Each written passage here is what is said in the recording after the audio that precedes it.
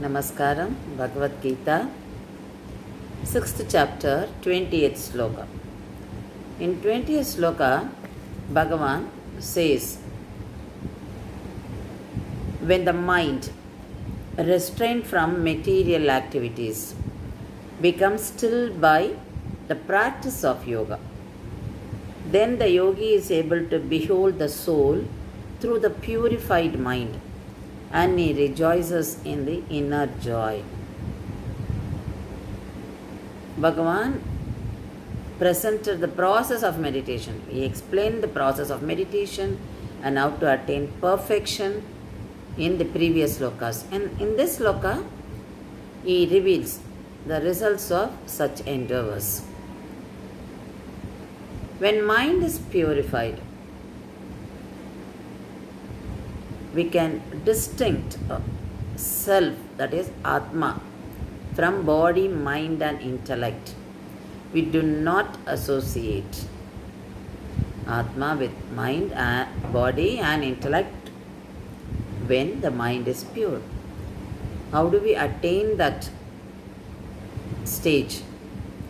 By detaching ourselves from the material world, not to go after the senses, not to go after the objects of senses. So not to have desires, completely detached from the material world. So the mind becomes pure because we fix the thoughts of God in the mind. So the mind has the thoughts only. So the thoughts are flowing in the mind. The thoughts of God. We hear the slokas, we hear the past leelas, pastimes of God, leelas of God. So everything is about God. So the mind keeps on thinking of only God. So there is no negativity, there is nothing we have in our mind. For example, there is no greediness, there is no disappointment, there is no frustration, and we are not going after something, and when we don't get, we get disappointed. So you don't have such thoughts at all. All your thoughts are only about God. So there is only divinity, and you are in the spiritual path. So we hear or read the scriptures, and scriptures give us all the values, good messages. So the intellect is tuned by that. So intellect controls mind now. So the mind is purified.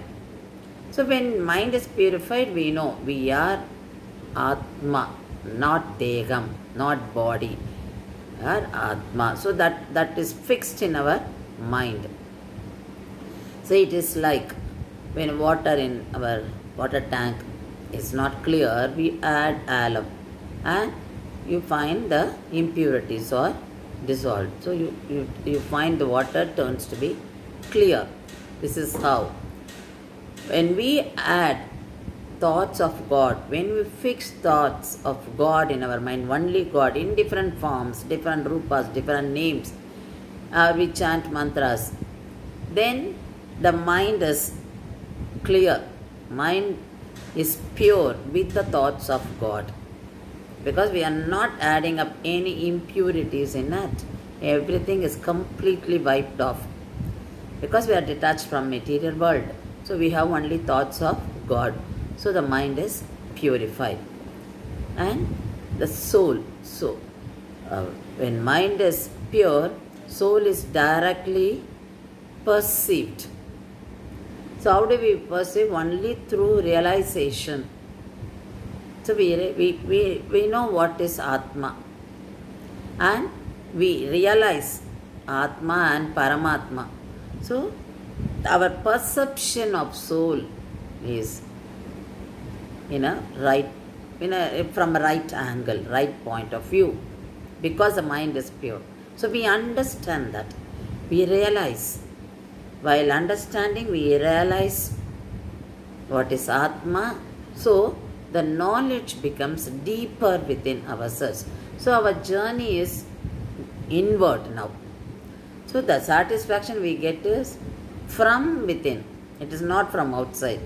Because we think of Atma and we realize Atma on its own is very happy, Atma is knowledgeable, Atma is self-eliminated. So that gives that brightness, knowledge, happiness to us. So we remain happy, peaceful, which we get from within ourselves.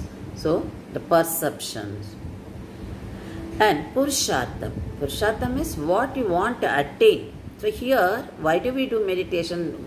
Bhagavan talks about meditation here. The meditation here is to attain moksha, to realize God, to understand, realize Atma and Paramatma and God realization. So the yoga is a Purushartham here. Yoga is Purushartham for attaining moksha, for realizing God. So our mind is fully involved with Atma. That is, mind is filled with Atma. So I get permanent happiness. And when I feel that is permanent, and I feel that is that stage is very peaceful for me. So that is what the state of perfection. Because my mind is fully involved with Atma. It is focusing only Atma. How do I do that? Only through meditation. So this is a yoga for me. So Bhagavan explains this in this sloka. The pleasure, the eternal pleasure we get through yoga, and how to do yoga, and how do you get that perfection. Everything is explained by Bhagavan. So when Arjuna asked Bhagavan, how can I involve my mind on Atma? He said, I feel it. He asked, is it possible for me? Bhagavan says yes. And through this sloka, Bhagavan says yes to all of us. Yes, because everything needs practice. If you do practice with detachment from material world, then it is possible. So you can start that yoga abhyasam. We can, because we have our goal. Our goal is reaching God, that is moksha, and we all aim for aram porul inbam veedu. So we have all that, and out of this we are choosing, and the veedu is moksha, and God has shown us how to reach that by meditation, how to do meditation, how to keep your mind pure. So we follow all this. It is like a formula God has given, Bhagavan has given us. So we follow that, keeping ourselves away from, completely detached from material world, and practicing meditation by keeping only God in our mind. So this abhyasa, vairagya, they help us to get it.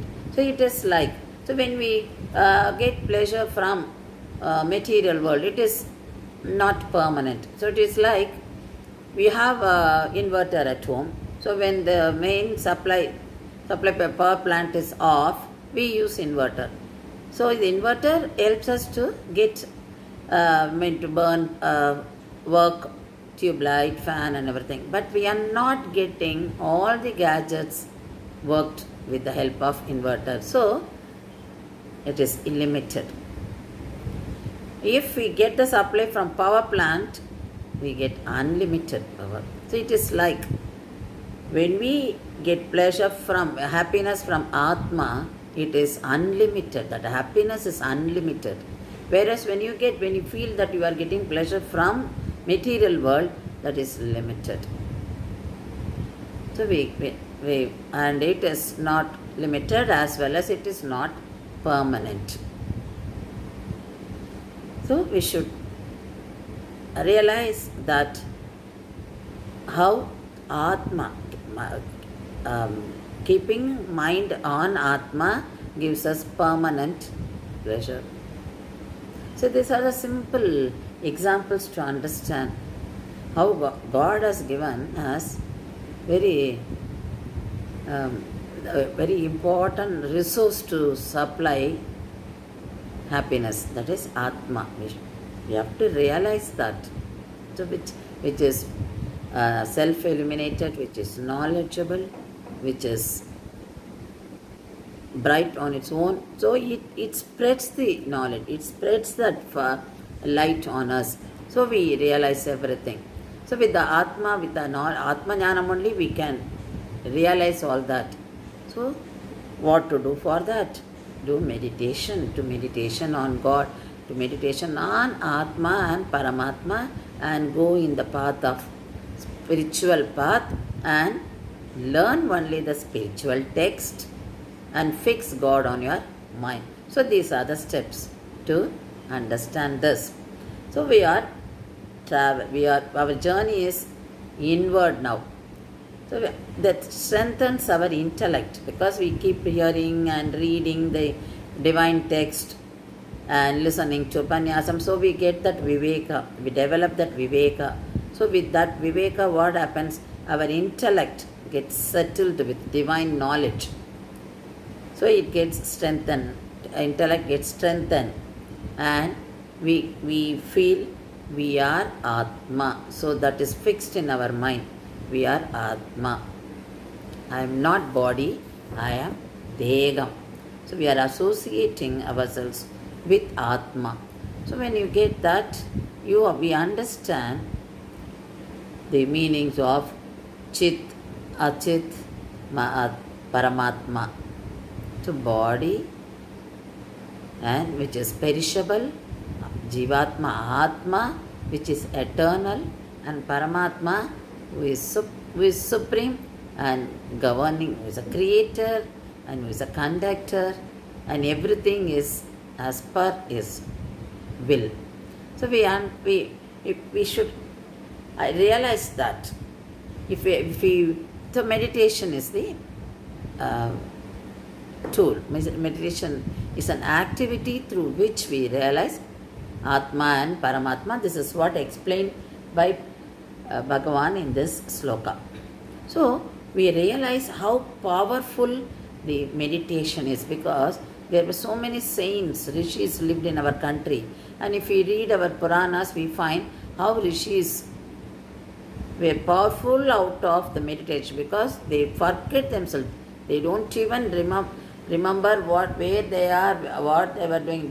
They completely away from the world, material world, and they move inside, and they had only Bhagavan in their mind and did meditation for a longer time. They were deep, very deep in their meditation, and how they used that power for the welfare of people. So they used it for others, not for themselves. So there are so many